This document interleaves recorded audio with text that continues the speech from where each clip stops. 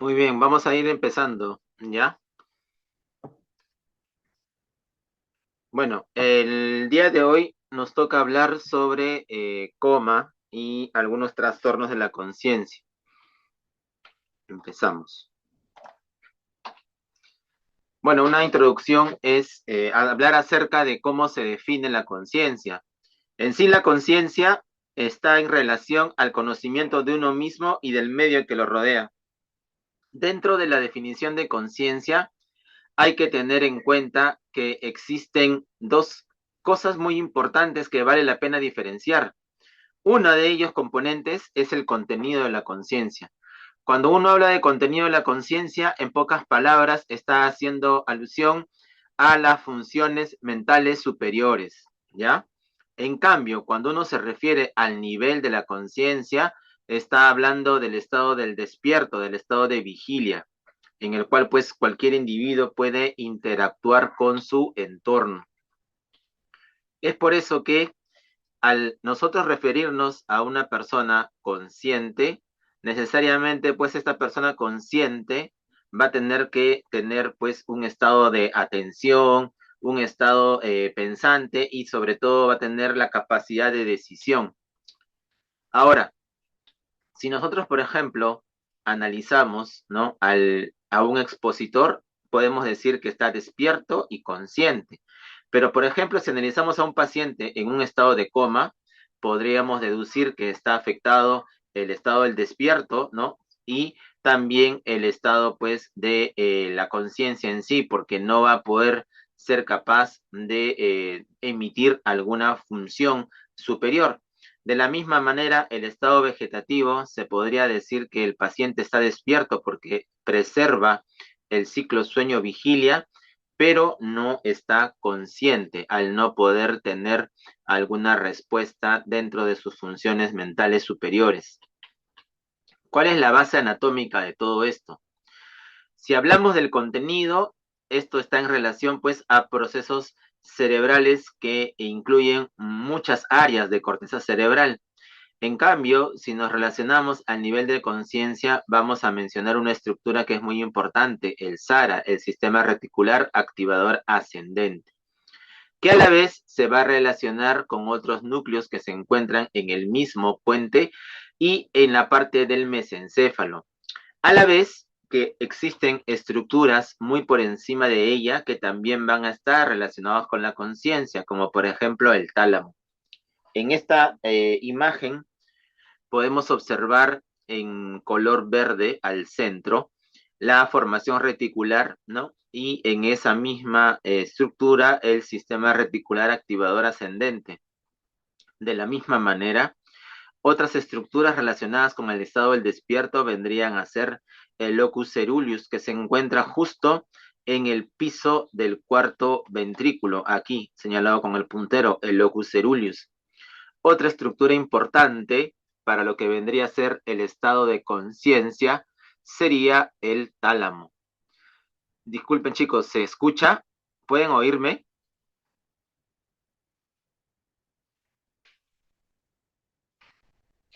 Sí, doctor. ¿Sí? Ah, ya, listo, es que no veía mi micrófono, por eso les preguntaba. Ya, otra estructura importante que está justo por encima del mesencéfalo vendría a ser el tálamo. Pero ¿qué parte del tálamo está relacionado con la conciencia? Es los núcleos reticulares del tálamo. Esos, la alteración bilateral, ojo, alteración bilateral del tálamo podría ocasionar una alteración del despierto. Ahí nuevamente para recordar, pues, todas las estructuras que llegan hacia el sistema reticular activador ascendente provienen, pues, de las aferencias sensoriales y somáticas, tanto de la médula como de los nervios craneales.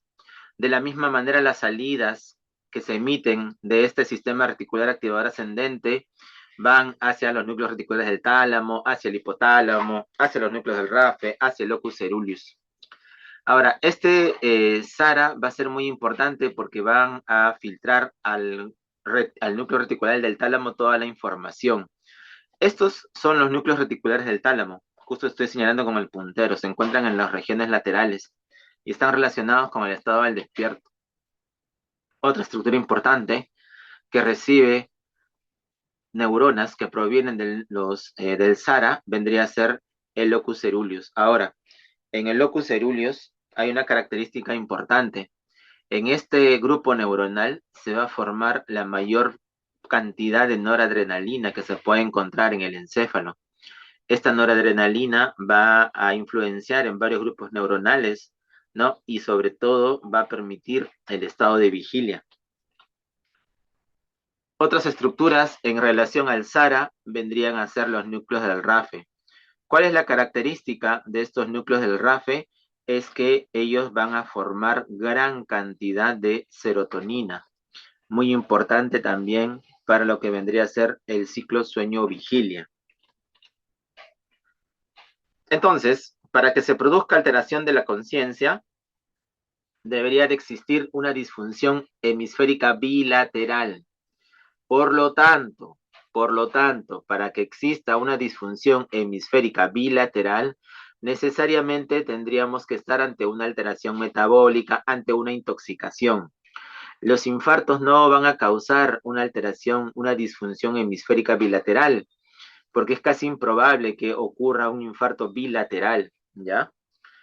De la misma manera, alteración de la conciencia se puede producir por un daño del SARA. Y en el SARA lo más frecuente que ocurra es las hemorragias, los infartos y el efecto de masa. ¿Qué quiere decir? La compresión de esta estructura. Aquí un listado de las principales, digamos de alguna forma, causas, ¿no? Sobre todo de alteración de la conciencia. Lo vamos a ir describiendo las más importantes, ¿no? Para que ustedes puedan identificarlas y sobre todo diferenciarlas. Empecemos con el coma. El coma es un estado de inconsciencia del cual no se puede despertar, ¿no? Ya sea por estímulos externos o por necesidades internas. Generalmente se caracteriza porque hay un fallo del SARA. Ahora, el coma, en pocas palabras, es la ausencia de respuesta a estímulos. El paciente no está consciente de sí mismo ni del entorno que lo rodea. Una característica importante es que este estado dura o tiene una duración mayor a 1 hora, lo que lo va a diferenciar sobre todo del síncope, ¿no? Que también puede causar una alteración de la conciencia, pero es una alteración de la conciencia que dura segundos, con total recuperación de la conciencia. Entonces hablemos un poco de la fisiopatología del coma. Estas alteraciones, ¿no? Que se pueden producir en el coma, ¿ya? Se pueden diferenciar en dos grandes grupos. Un primer grupo que está más en relación a una característica morfológica, ¿ya? ¿Qué quiere decir? Que van a existir alteraciones, ¿no? Ya sea en la porción superior del tronco encefálico, ¿ya? En la región inferior del diencéfalo. Estas alteraciones pueden ser primarias, secundarias, ¿no? O debido a compresión. Y el segundo es de índole metabólico, ¿no? Ya esto hablamos pues a nivel celular y esto va a ocasionar pues alteración en la función, en la actividad neuronal. Ahora, las lesiones estructurales que pueden causar coma se pueden dividir en tres grandes grupos. El primer grupo son las masas en hemisferios cerebrales. ¿Qué masas se pueden encontrar? Sobre todo tumores, abscesos, infartos extensos, que condicionan también, por ejemplo, efecto de masa. De la misma manera, las hemorragias intracerebrales, las hemorragias subaracnoideas, subdurales o las epidurales. La característica de estas lesiones es que van a causar coma por compresión del mesencéfalo y por consiguiente de la región subtalámica y del SARA. Ese es el mecanismo fisiopatológico por el cual las masas van a ocasionar, ¿no? Coma en el paciente. Aquí, por ejemplo, podemos ver sangrados, ¿no? Este es un sangrado subdural, el cual está ocasionando desplazamiento de la línea media y por lo tanto compresión de las estructuras más inferiores, sobre todo pues el SARA. Aquí otro ejemplo, pero de una hemorragia subaracnoidea. Como pueden observar, miren los valles silvianos cómo se encuentran prácticamente llenos de sangre. y esto ocasiona pues que exista una alteración en la reabsorción del líquido cefalorraquídeo y por lo tanto el paciente presenta hidrocefalia y este aumento, ¿no?, de volumen de los ventrículos también ocasiona compresión de las estructuras a nivel del mesencéfalo y de la protuberancia. Aquí tenemos, ¿no?, un sangrado epidural, ¿no?, que también produce efecto de masa con desplazamiento de estructuras. De la misma manera, por ejemplo, la presencia de abscesos o de tumoraciones, ¿no?, que pueden ocasionar también efecto de masa, como podemos observar aquí. Más que todo, en lo que produce el efecto de masa vendría a ser el edema vasogénico que se produce. Otra cosa importante que puede llevar en algunas ocasiones a un estado de coma en los pacientes vendría a ser los infartos extensos, los también llamados pues infartos malignos, ¿no? Como pueden observar en la lámina, este es un infarto que compromete casi todo el territorio de la arteria cerebral media del lado izquierdo. Y como ustedes pueden observar en la evolución de ese paciente, conforme aumenta el edema, hay mayor desplazamiento de las estructuras, sobre todo de las estructuras de la línea media, y por lo tanto compresión hacia el mesencéfalo y hacia el SARA. Las masas, ¿no? Sobre todo los tumores, ya sean metastásicos o primarios del sistema nervioso, también pueden ocasionar efecto de masa. Ahora, existen también lesiones, sobre todo a nivel del tálamo o del mesencéfalo. ¿Qué quiere decir esto? Que hay un daño directo del SARA. Y esto va a ser sobre todo característico de la enfermedad vascular cerebral, ¿no?, que se puede dar a nivel del tronco encefálico, las hemorragias talámicas o hemorragias del tronco encefálico o las lesiones traumáticas. En esta lámina nosotros podemos observar, por ejemplo, cómo se evidencia una lesión aquí justo en el centro. Aquí tenemos una secuencia de difusión, un mapa de C y una secuencia de T2. Y observamos que en el centro hay restricción a la difusión y por eso se ve así, hiperintenso, con su correspondiente en el mapa ARC hipointenso. Esto quiere decir que es un infarto agudo, una lesión directa del SARA. Otro, por ejemplo, vendrían a ser las hemorragias. Aquí se observa una hemorragia que se ha dado pues justo abarcando parte de la línea media de la protuberancia y del mesencéfalo. Y por lo consiguiente alteración del SARA. Esta lesión directa, como les mencioné en la introducción, para yo tener alteración del estado del despierto, tienen que estar lesionados o alterados ambos tálamos, ya que con un solo tálamo uno todavía no tiene tanta alteración de la conciencia. Este es un caso ya extremo, ¿no?, en el cual existe un sangrado bilateral, ¿ya? Como pueden observar, y que involucra ambos tálamos, y por lo tanto, como consecuencia, alteración del despierto en un estado de coma. Así como existen sangrados que pueden abarcar ambos tálamos, también pueden existir infartos bilaterales del tálamo. Los infartos bilaterales del tálamo son característicos de un síndrome, del síndrome de la arteria de Percherón. El síndrome de la arteria de Percherón se caracteriza por infartos bilaterales del tálamo. ¿Qué quiere decir? El tálamo tiene una irrigación que proviene de la arteria cerebral posterior. Quiere decir que cada arteria cerebral posterior tiene sus tálamos perforantes.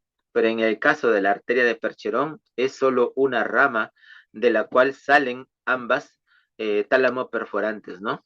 Y por lo tanto, si se tapa el tronco de la arteria de Percherón, prácticamente ambos tálamos van a sufrir una lesión isquémica. Otra lesión directa se puede producir, por ejemplo, en los famosos infartos del top de la basilar.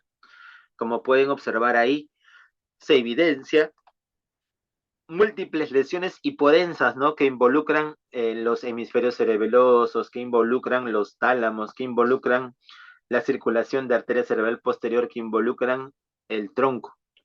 Y esto se produce porque va a existir un trombo que se divide en varios y va a tapar distintas irrigaciones como se observa en la imagen.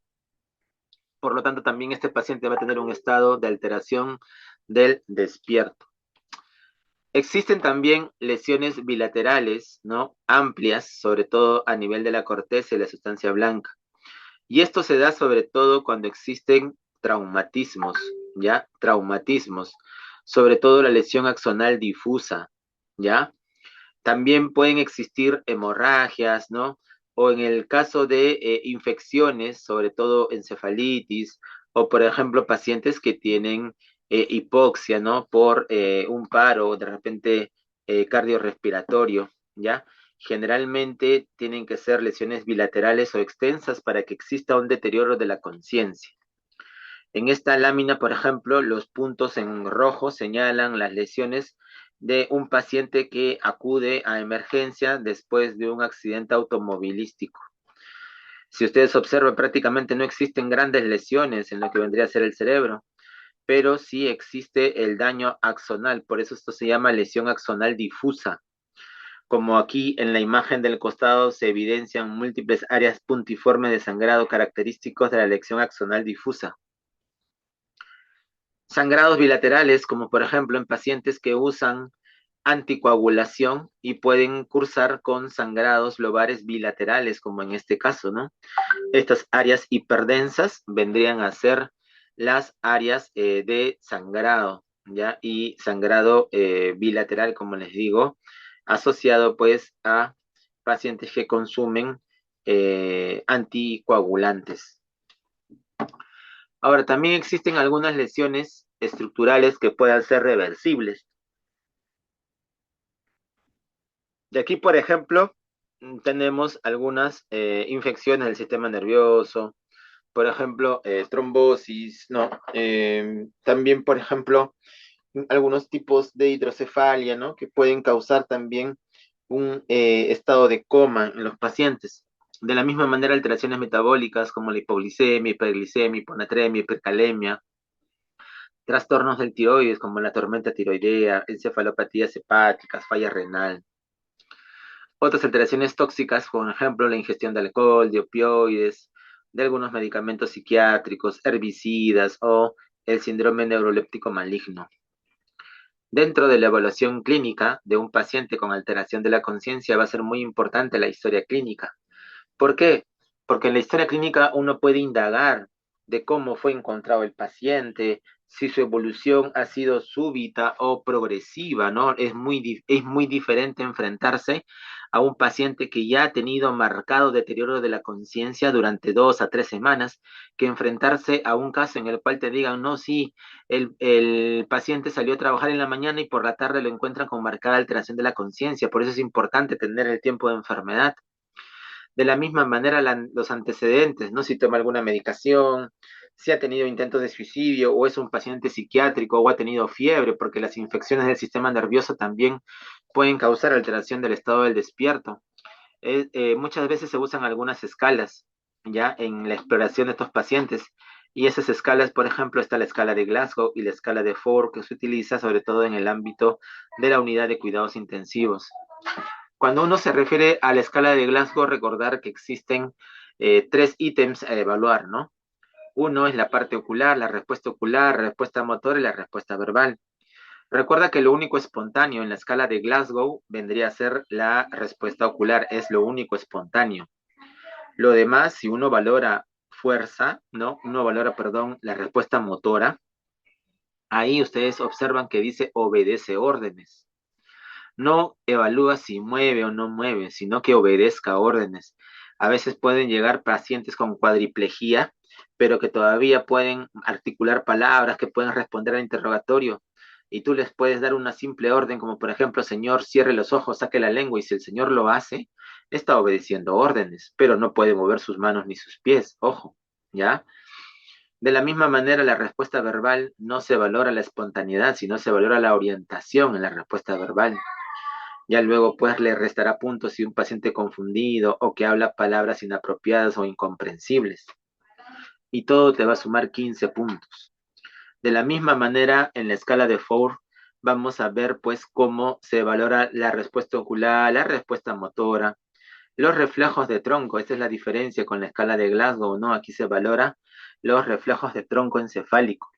De la misma manera también se valora el patrón respiratorio, ya que muchos de los pacientes en la unidad de cuidados intensivos están pues con ventilación mecánica y con un patrón respiratorio muy característico, ¿no?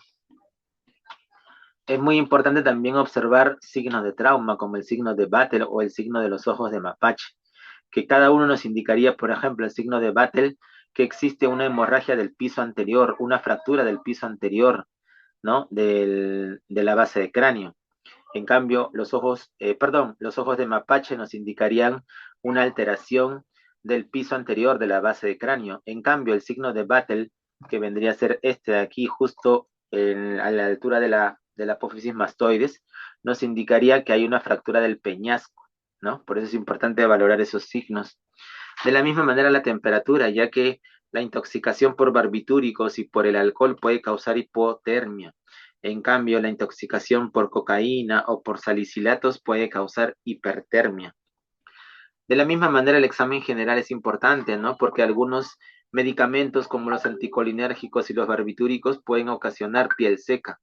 De la misma manera, el aliento del paciente nos puede orientar, por ejemplo, el clásico aliento afrutado del paciente con cetoacidosis, o por ejemplo, el olor a ajo característico de la intoxicación por órganos fosforados.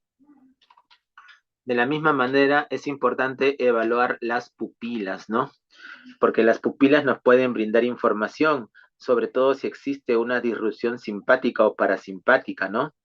Vamos a ver que generalmente las lesiones del mesencéfalo, ¿no? Se pueden ocasionar por infartos o por herniación, sobre todo la herniación transtentorial, ¿ya? Eso también hay que tenerlo en consideración. Por ejemplo, las pupilas pequeñas y puntiformes, para que nunca se olviden, puntiformes inmediatamente te lleva a pensar a ti que esta lesión es en la protuberancia, ¿no? Acuérdate, puntiforme tiene P de protuberancia.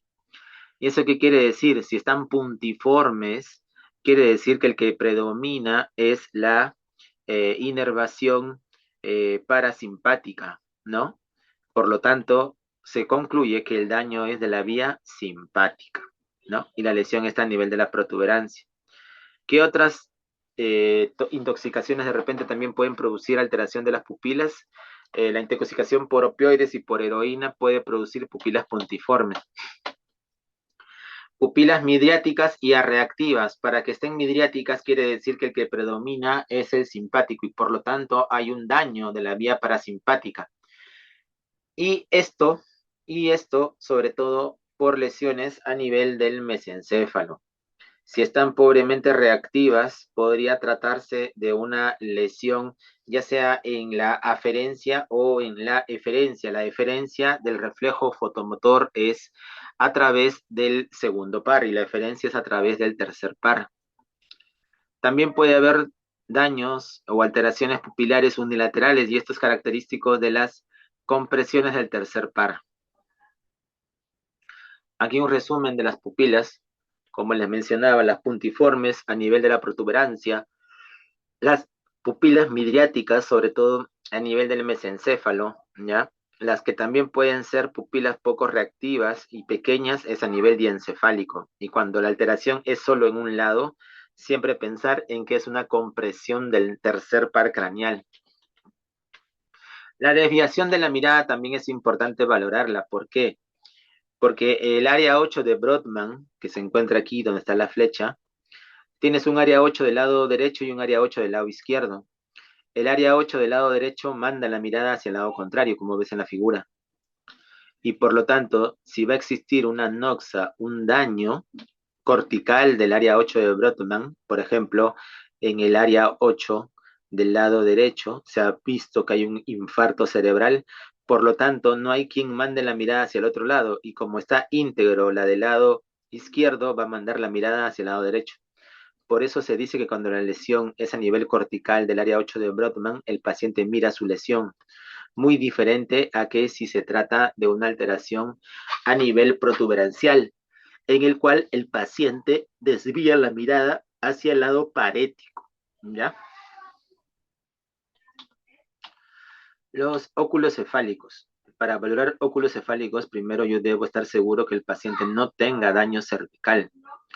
Y lo que vamos a hacer es valorar tanto en la mirada horizontal como en la mirada vertical, moviendo de lado a lado. Si ustedes observan, al mover de lado a lado, los ojos permanecen fijos en un punto medio. No van con los ojos, con el movimiento de la cabeza.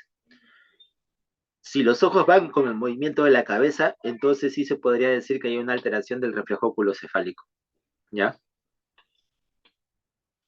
Y este reflejo oculocefálico está mediado tanto por los receptores vestibulares que se encuentran en los canales semicirculares, como pueden evidenciar aquí, miren. Aquí se grafica cómo una persona mueve la cabeza hacia la izquierda. Al mover la cabeza hacia la izquierda, el líquido de la endolinfa se mueve en sentido contrario y lo que hace es despolarizar los receptores ampulares. Esta despolarización viaja hacia los núcleos vestibulares y luego viaja de manera contralateral al núcleo del sexto, y el núcleo del sexto está comunicado con el fascículo longitudinal medial con el núcleo del tercero. Y de esta forma, uno, al momento de movilizar la cabeza hacia la izquierda, los ojos se mueven hacia el lado contrario, ya que por activación del sexto del lado contrario se produce contracción del recto lateral. Y por su comunicación con el tercero se va a producir una contracción pues del músculo recto medial, ¿no? Y esto va a ocasionar que la mirada vaya en sentido contrario al movimiento de la cabeza.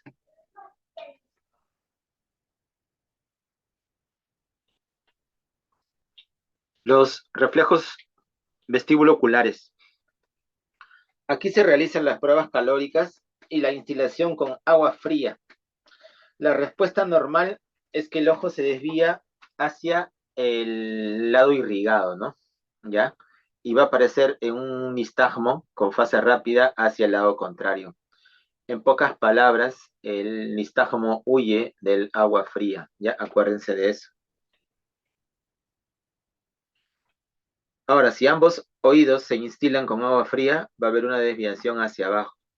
Y si ambos oídos se instilan con agua caliente, va a haber una desviación hacia arriba, como pueden observar ahí. Aquí se ha instilado agua caliente y lo que está en flecha blanca es la desviación de la mirada. Y lo que está en flecha punteada es la dirección del nistagmo. O sea, el nistagmo va hacia el agua caliente. En cambio, cuando se instila agua fría, si ustedes observan, los ojos se desvían hacia el agua fría, pero el nistagmo que aparece en este paciente es hacia el lado contrario. Existen algunos movimientos que también se pueden valorar, como por ejemplo el nistagmo de convergencia, que es una abducción de ojos con regreso rápido hacia el centro, que nos pueden indicar que existe lesión a nivel mesencefálico, ¿ya? En un momento voy a activar aquí el cursor.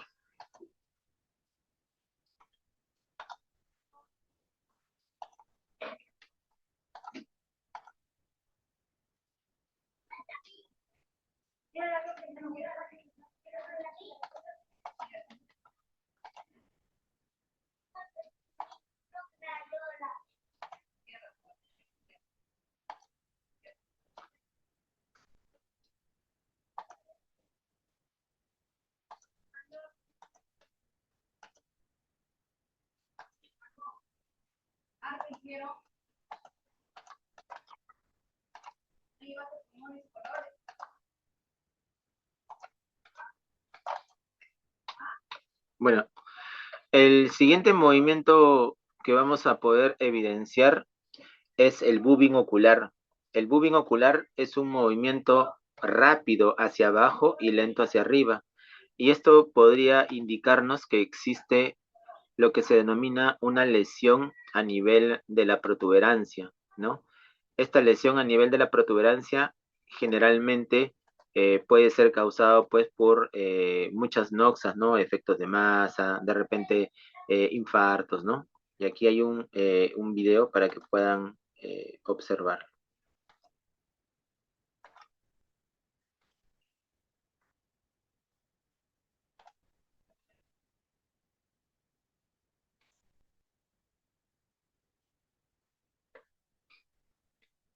Care unit. He has had a pontine hemorrhage causing total paralysis of horizontal gaze to the right and the left. We see here ocular bobbing with a fast phase down and a slower phase up. These eye movements continue in sleep and under closed eyelids. This type of ocular bobbing is reliable for localization to the pons. It can occur with cerebellar lesions that cause secondary compression of the pons. ¿Qué pasó?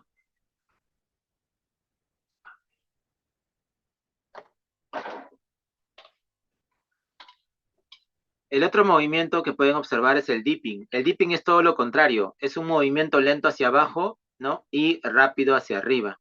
Esto indicaría generalmente una lesión bihemisférica, como pueden observar en el siguiente video. ¿Ven? Un movimiento lento hacia abajo y rápido hacia arriba, ¿no? Lento hacia abajo y rápido hacia arriba, ¿ven? Ese es el dipping ocular. En el examen motor va a ser importante ver qué postura adopta la persona ante determinados estímulos, sobre todo el dolor. Y una de ellas vendría a ser la postura del decorticado. La postura del decorticado se caracteriza por una flexión de los codos y muñecas y los dedos. Esta lesión se produce por encima del núcleo rojo. ¿Qué quiere decir? Que no está interrumpido, ¿no? Los tractos que nacen a nivel rubroespinal o a nivel retículo espinal o vestíbulo espinal. Es por eso que la persona tiene esa flexión de los codos, ya que las fibras que salen del núcleo rojo se encargan de la flexión de los miembros superiores. De la misma manera, la postura del descerebrado, ya que es todo lo contrario, es una extensión tanto de los miembros superiores como de los miembros inferiores.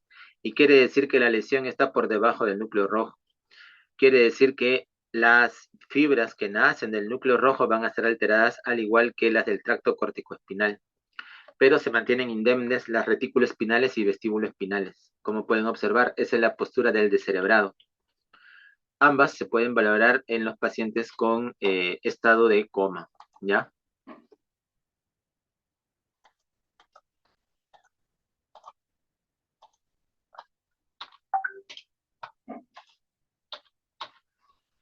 Los patrones respiratorios ya no tienen un valor localizador, pero algunos pues se pueden observar en los pacientes con alteración de la conciencia.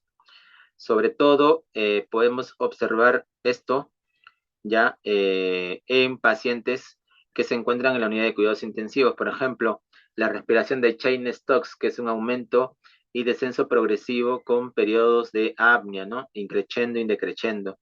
Y esto se puede ver pues en alteraciones asociadas en los hemisferios o los tálamos o el tronco encefálico, ¿ya?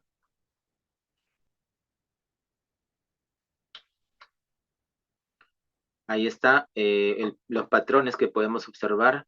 En algunos casos se puede observar patrones neurogénicos caracterizados sobre todo en pacientes que cursan con episodios de ansiedad o pacientes pues que presentan una respiración atáxica, ¿no? Ahora sí, esta parte nos hablaba acerca de lo que vendría a ser algunas partes de la valoración del examen físico, ¿ya? Pero ahora vamos a hablar de las entidades clínicas, ¿ya? Las entidades clínicas que pueden estar involucradas dentro de lo que este marco que hemos visto. Hablemos de la muerte encefálica. Ojo, no es muerte cerebral, es muerte encefálica. ¿Por qué? Porque va a ser el cese permanente e irreversible de funciones críticas de un organismo como un todo, ¿ya? Y generalmente va a estar alterado pues la regulación, sobre todo, que va a producir, por ejemplo, la parte neuroendocrina, homeostática, circulatoria, respiratoria, ¿no? Y de conciencia. ¿Cuál es lo característico en la muerte encefálica? Es que existe ausencia de los reflejos de tronco encefálico. Ahora, un estado vegetativo, ¿no? Existe una disociación entre el estado del despierto, que se va a encontrar preservado, y de la conciencia del entorno, que va a estar ausente. ¿Qué quiere decir? Que este paciente tiene una sueño-vigilia, ¿no? Un ciclo sueño-vigilia.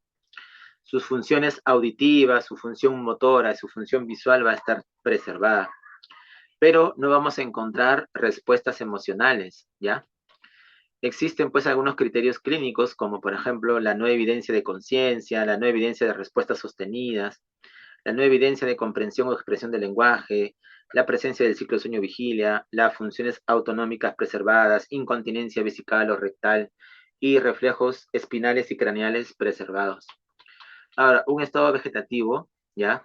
Puede ser persistente o permanente. Hablamos de persistente cuando el tiempo es más de un mes. Y hablamos de permanente dependiendo. Si es un daño traumático, hablamos de un año a más, ¿no? Más de un año después de un daño traumático, quiere decir que está en un estado vegetativo permanente. En cambio, si se trata de un daño anóxico, hablamos que el estado vegetativo se puede instalar ya justo después de los 3 meses, se cataloga como un estado vegetativo. Prácticamente las chances de recuperación de este estado están próximas a cero, ¿ya? El estado de mínima conciencia. Estos pacientes no se comunican, ¿ya? Pero hay algunos signos inconsistentes de algún tipo de respuesta. Sobre todo movimiento de los ojos, fijación, sonrisa, llanto, puede coger objetos, de repente por ahí vocalizar o ser gestual, puede seguir algunas órdenes simples, algunas respuestas gestuales, alguna verbalización, pero es ininteligible. El síndrome de cautiverio o locked-in, ¿no? Este síndrome de cautiverio, para poder entenderlo, primero hay que entender dónde se encuentra la lesión. En el síndrome de locked-in o cautiverio, la lesión se encuentra justo en la parte anterior de la protuberancia. Y si hacemos un poco de recuerdo de la neuroanatomía, la parte anterior de la protuberancia tiene las fibras que vienen del tracto corticoespinal y sobre todo las fibras que vienen desde la periferia trayendo la información a través del lemnisco medial, la información somatosensitiva, tanto vibratoria como el tacto fino. Es por eso que estos pacientes todavía mantienen una apertura de los ojos, están cuadriplégicos por alteración de la vía corticoespinal, prácticamente están en un estado de anartria, no pueden hablar por lo mismo que están alteradas pues las vías que van a llegar a los nervios craneales que mueven la lengua, que mueven la faringe. La comunicación que tienen prácticamente solo son con los movimientos de los ojos o con el parpadeo. Pero este paciente tiene preservadas todas sus funciones cognitivas porque no se ha alterado en ningún momento la corteza cerebral. Y ahí están estos estados que hemos estado describiendo, pero sobre todo ahora quiero hablarles sobre el mutismo akinético. Observen este video. Multiple sclerosis and bilateral plaque in the anterior cingulate cortex. She is shown here approximately 4 weeks after her initial presentation. On neurologic examination, there is marked spasticity of the upper and lower extremities. The left arm is moving, but the movements are uncoordinated and choreiform. The right arm is held in a flexion contracture. She is not responding to hand claps or to being called by her name. She is unable to follow a command, even if imitated. As an alternative to the mirror test, an attempt to have her fixate using the first. Estos pacientes con mutismo akinético se caracterizan primero porque el paciente no habla y no hay movimiento, ¿no? A veces parece como si estuviera dormido, pero también logra despertarse. ¿Qué quiere decir? Que hay ciclo sueño-vigilia como en un estado vegetativo. Hay pocas respuestas, pero las hay, ¿no? Eso lo diferencia del estado vegetativo. Ahora, sus ojos pueden seguir algún objeto, desviarse, ¿no? Por ruidos, ¿ya? Hay movimientos reflejos, pero no movimiento voluntario, ojo, esa es una diferencia importante con Lockett. El paciente tiene que ser alimentado, no hay control de esfínteres. ¿Y por qué se da este estado de mutismo akinético? Generalmente porque hay lesiones frontales bilaterales, ¿ya? Eso es lo característico. El delirio. El delirio se define como una alteración de la conciencia que va a causar afectación de funciones cognitivas. ¿Pero qué función cognitiva? La atención. El inicio, en la mayoría de los casos, es un inicio agudo, pero el curso es fluctuante. ¿Qué quiere decir? Que, por ejemplo, por momentos el paciente está orientado, ¿no? Está comunicativo y llega momentos en que lo encuentras dormido o con un estado de somnolencia. O, por ejemplo, en las noches el paciente se desorienta, empieza a gritar, piensa que no está en su casa, ¿no? Todos esos cuadros que de repente han observado en algún familiar o han visto, se denomina delirio. El delirio puede ser de tres tipos, ¿ya? Delirio hiperactivo, en el cual pues el paciente tiene mucha inquietud motora, agitación. El estado de hipoactividad, el paciente tiene pues disminución de la actividad psicomotora, está letárgico, con tendencia al sueño. Y también están los mixtos, ¿no? Que cursan con ambos tipos. Aquí se dice que la vía colinérgica tiene un papel importante, sobre todo en la cognición y en la atención. ¿Ya? Pero todavía no se esclarece bien cómo esto afecta, pues, ¿no? En la fisiopatología del delirio, ¿no? Lo que sí se conoce, pues, en otras alteraciones, como por ejemplo la demencia. Algunos factores predisponentes para delirio, ¿no? La edad, tener antecedente de demencia o deterioro de la independencia, ¿no? Consumir muchos medicamentos, ¿no? La polifarmacia, tener algún déficit, ¿no? Recuerden que la mayoría de los pacientes añosos tiene déficit auditivo. El sexo masculino también es un factor predisponente, el abuso de alcohol, la enfermedad cerebrovascular, desnutrición o enfermedades terminales. ¿Y qué factores son precipitantes, no? La hipoxia, las infecciones. Ojo, la mayoría de los abuelitos hace delirio luego de una infección, las drogas, retención urinaria, alteraciones hidroelectrolíticas, infartos de corazón, infartos de cerebro, ¿no? También, por ejemplo, las arritmias, cirugías grandes, el dolor, ojo, paciente que tiene dolor crónico va a sufrir de delirio, o también la inmovilización, ¿ya? O el hecho de que, por ejemplo, a veces pasa, no, que un mes se va con un hermano, el siguiente mes con otro hermano, y el abuelito cambia de lugar cada mes, y eso también lo predispone a presentar, pues, delirio. El síncope. El síncope se define como un episodio transitorio de pérdida de conocimiento. Es súbito, pero sobre todo breve, dura algunos segundos, y lo característico es que hay recuperación completa y espontánea de la conciencia. ¿Y por qué se produce un síncope? Un síncope se produce por una alteración en el flujo sanguíneo cerebral. Y las causas más habituales vendrían a ser las causas vasovagales, cardíacas o la hipotensión ortostática. Dentro de las causas, pues, a la cabeza el cardiogénico, ¿no? Las arritmias o cardiopatías estructurales, el síncope vasovagal o también la hipotensión ortostática, ¿no? Sobre todo en pacientes que tienen enfermedades neurodegenerativas como el Parkinson o la atrofia multisistémica, o aquellos que cursan con fallo autonómico secundario, como por ejemplo pacientes con diabetes mellitus o con alguna neuropatía con afectación autonómica, como cursan, por ejemplo, los pacientes con amiloidosis. Pueden causar, pues, síncope en estos pacientes. Muy bien, chicos. No sé si tienen alguna pregunta, alguna duda que quieran resolver.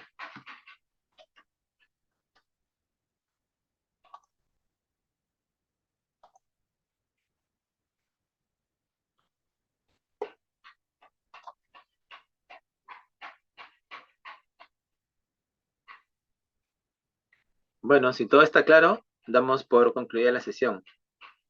Aquí hay una pregunta. ¿Cuál es la diferencia entre un paciente en estado vegetativo y con quién lo quieres comparar? Disculpa.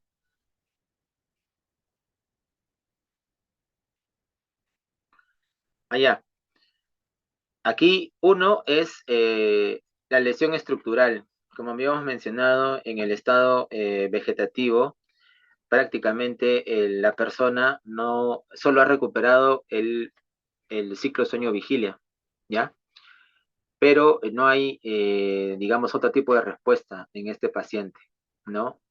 Muchas veces no tiene una lesión estructural, ¿ya? En la mayoría de los casos puede estar relacionado a lesión anóxica. En cambio, en el mutismo aquinético existe una lesión, y justo hice hincapié en eso, ¿no? Existe una lesión a nivel frontal sobre todo bilateral. Para que se produzca el mutismo akinético, tiene que haber necesariamente una lesión bilateral, ¿ya?